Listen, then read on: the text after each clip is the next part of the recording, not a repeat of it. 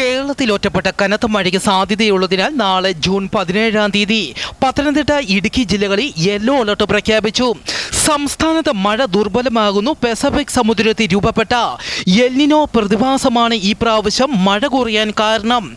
വരും മണിക്കൂറിൽ കേരളത്തിലെ ഇടുക്കി, കോഴിക്കോട്, വയനാട്, കണ്ണൂർ ജില്ലകളിലെ ഒറ്റപ്പെട്ട ഇടങ്ങളിൽ ശക്തമായ മഴയ്ക്കും മണിക്കൂറിൽ 40 കിലോമീറ്റർ വരെ വേഗതയിൽ കാറ്റിനും സാധ്യത. മത്സ്യത്തൊഴിലാളികൾക്ക് ജാഗ്രത. നാളെ ഗൾഫ് മാന്നാർ, അതിനോട് ചേർന്ന കന്യാകുമാരി പ്രദേശം, തെക്കൻ മ്യാൻമാർ തീരം, അതിനോട് ചേർന്ന വടക്കുകിഴക്കൻ ബംഗാൾ ഉൾക്കടൽ, മധ്യകിഴക്കൻ ബംഗാൾ ഉൾക്കടൽ, വടക്കൻ ആൻഡമാൻ കടൽ എന്നിവിടങ്ങളിൽ മണിക്കൂറിൽ 60 കിലോമീറ്റർ വരെ വേഗതയിൽ കാറ്റിന് സാധ്യതയുണ്ടെന്ന് കാലാവസ്ഥാ വകുപ്പ് അറിയിച്ചു.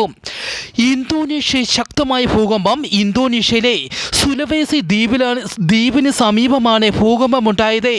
4 ലക്ഷം ആളുകൾ താമസിക്കുന്ന പാലു നഗരത്തിൽ നിരവധി കെട്ടിടങ്ങൾക്ക് നാശനഷ്ടങ്ങൾ സംഭവിച്ചു. ചൈനയിലെ കിങ്ഹായ് പ്രവിശ്യയിലും 6.3 തീവ്രത രേഖപ്പെടുത്തിയ ഭൂകമ്പത്തിൽ ഒരാൾ മരിച്ചു, 4 പേർക്ക് പരിക്കേറ്റു. ഒരു മണിക്കൂറിനിടെ ചൈനയിൽ 40-ലധികം ഭൂകമ്പങ്ങൾ റിപ്പോർട്ട് ചെയ്തു.